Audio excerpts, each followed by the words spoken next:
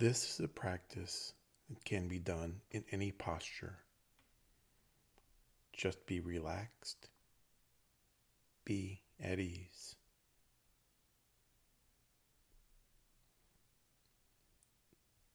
See if you can begin to trace back all those people who are involved in your interest in meditation.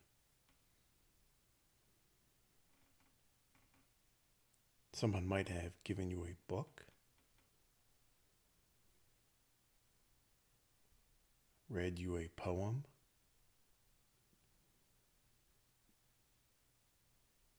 played you a piece of music, or told you about their meditation experience.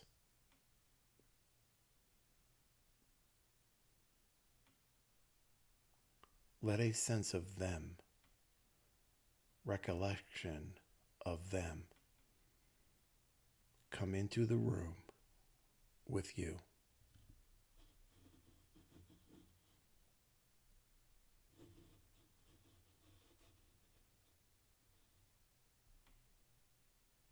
Consider including those who have really hurt you, not just those who you find a little bit annoying or irritating, but someone whose actions have really brought you to an edge, so that you almost said, I've got to find another way to be happy. I have to look more deeply into life.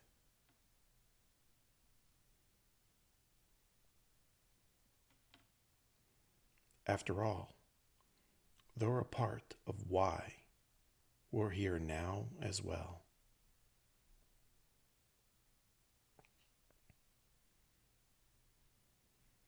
Maybe you had a teacher who instilled love of learning and a willingness to be adventurous.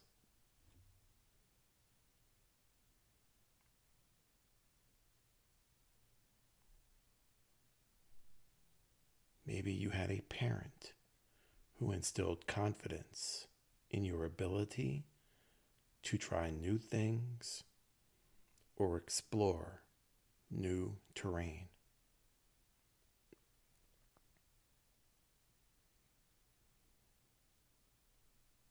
Maybe you've had a child who's opened up to a sense of wonder and interest.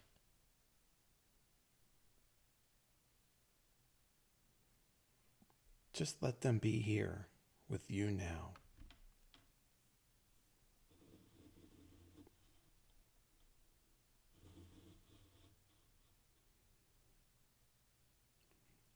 What about the clothing you're wearing?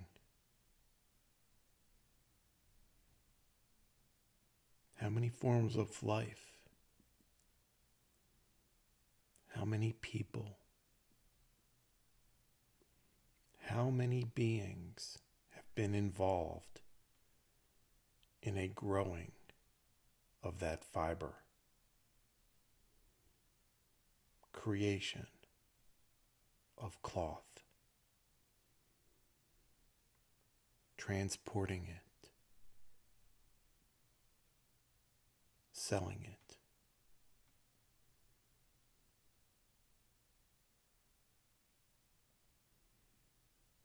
The creation of the building in which you're sitting, or the stewards of the plots of land if you're outside.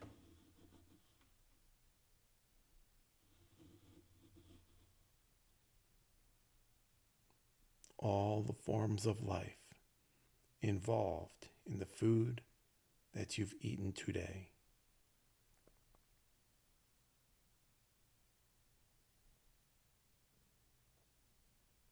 Creatures in the earth who planted that seed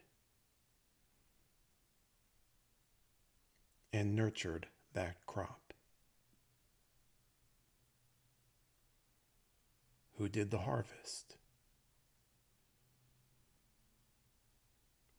transported the food,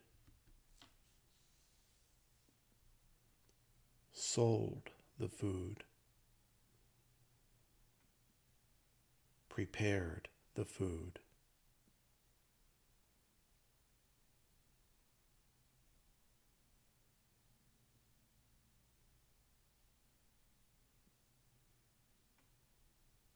You can see that none of us is actually independent, alone, or cut off, however alone we might sometimes feel.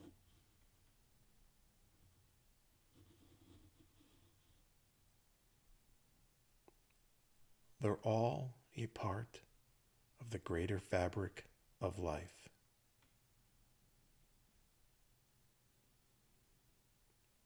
This immense web of relationships and connections and influences, this immense web of interdependence.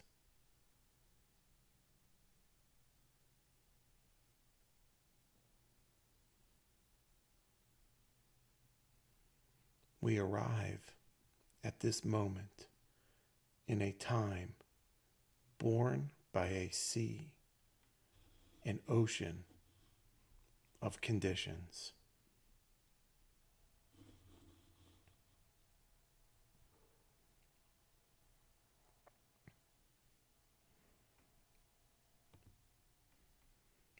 If we look at a tree, we can see it as just a tree. Or we can look at the tree and sense the soil and everything that affects the quality of that soil, which is nourishing the tree.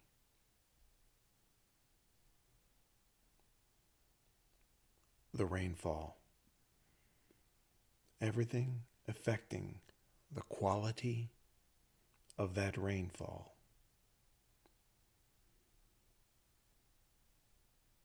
The sunlight and the moonlight.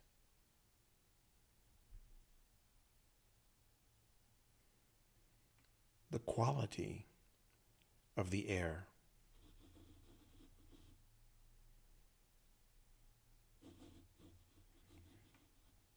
Is the tree just a tree, or the confluence of all these conditions coming together, moving, changing?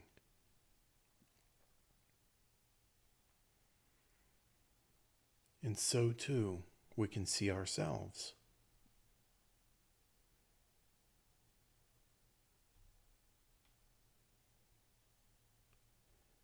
Meditation on seeing the good, even though our more habituated tendency might be to remember the things we've done wrong and the mistakes we've made, the things we regret.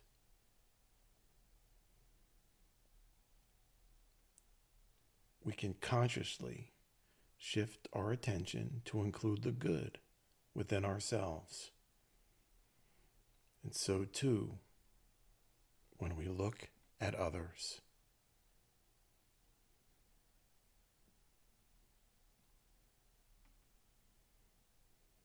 This is not an exercise meant to deny that anything is wrong or regrettable.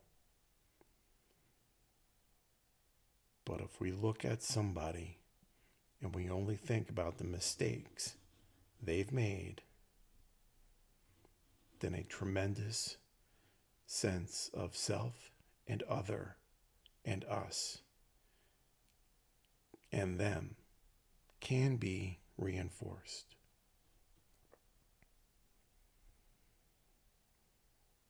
Whereas if we include even one good thing, if we can think of it, then a bridge is built so that when we honestly and directly look at what's difficult, it's more from a stance of being side by side rather than across this huge gulf of seeming separation.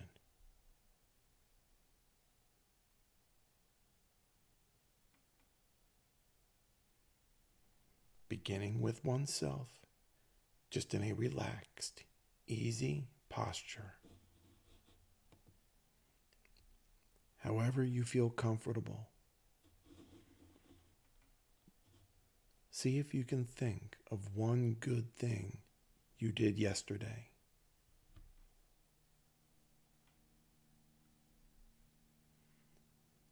It may not have been very big or grandiose. Maybe you smiled at someone. Maybe you listened to them.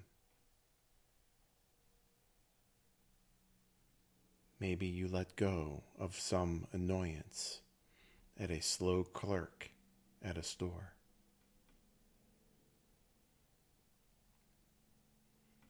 Maybe you forgave yourself for not saying something totally correctly.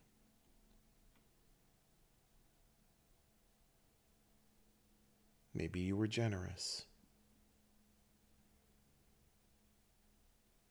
Maybe you sat down to meditate.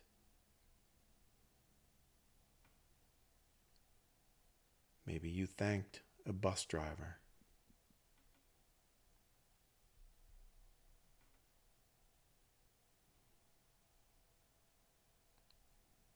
It's not conceit or arrogance to consider these things. It's quite nourishing, replenishing to take joy, to take delight in the good that lives through us, that we can manifest.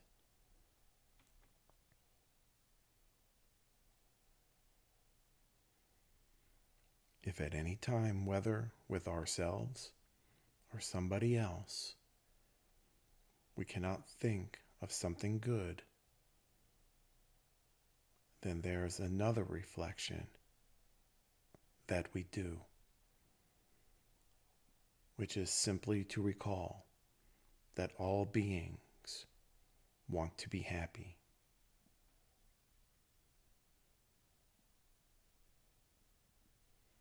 Everybody wants to be happy.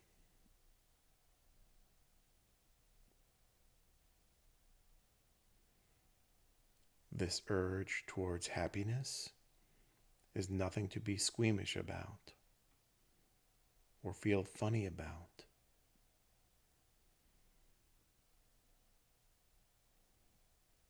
The problem is not the urge.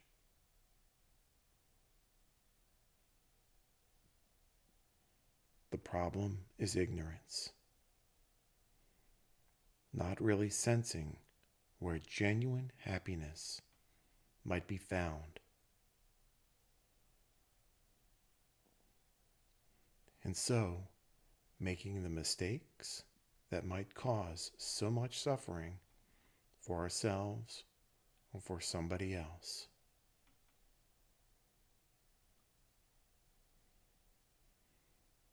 That urge towards happiness itself is rightful. It's appropriate.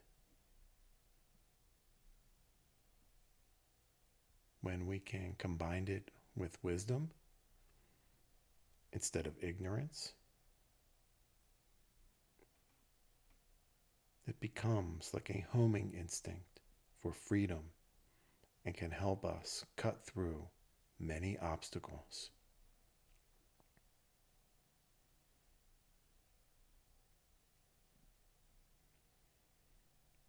we start with ourselves and then with others, looking for the good.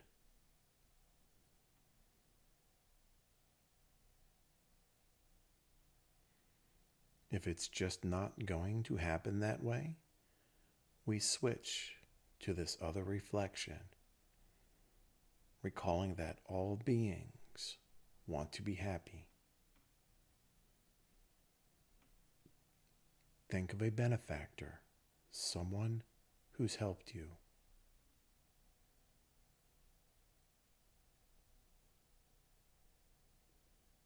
Here, the good qualities might come in a rush.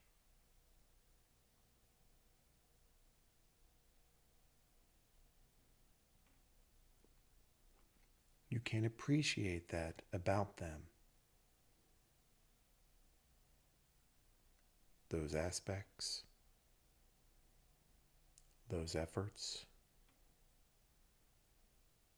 those acts of kindness.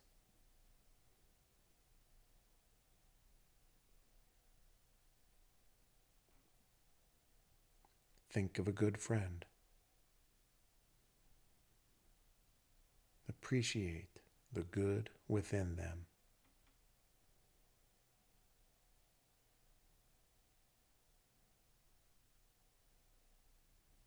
Think of someone you know who's having a difficult time right now.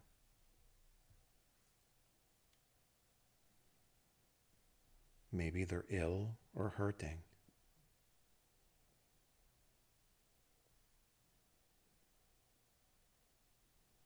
Think of the good within them. The times they've reached out to help others. Their own source of strength.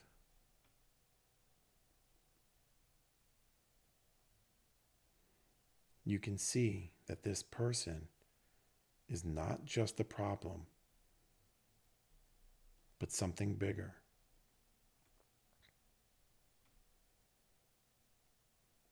Think of someone you have a little bit of difficulty with, a conflict, unease.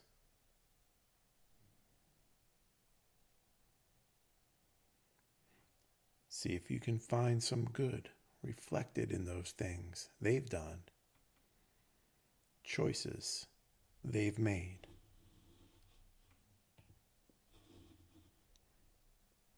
If not, you can switch to that other reflection, remembering that they too, just like each one of us, wants to be happy.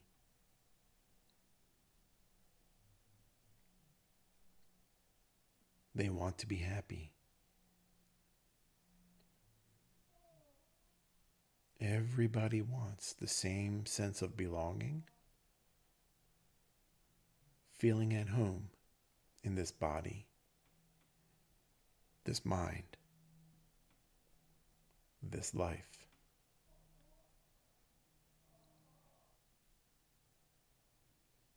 Ignorance is a very strong force.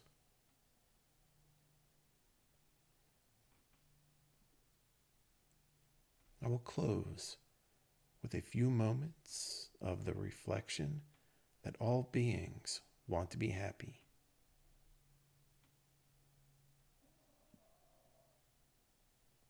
May they be happy.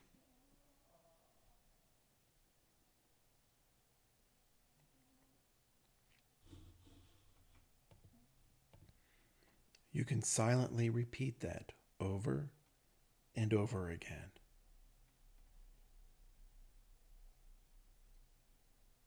You can close the session with a few moments of reflection that all beings want to be happy. May they be happy.